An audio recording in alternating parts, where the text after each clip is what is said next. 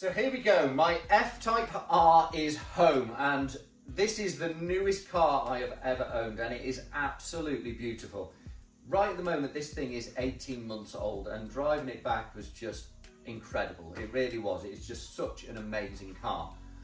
But, and here's the but, it is getting cut up to go into my E-Type, which is sat here just next to it.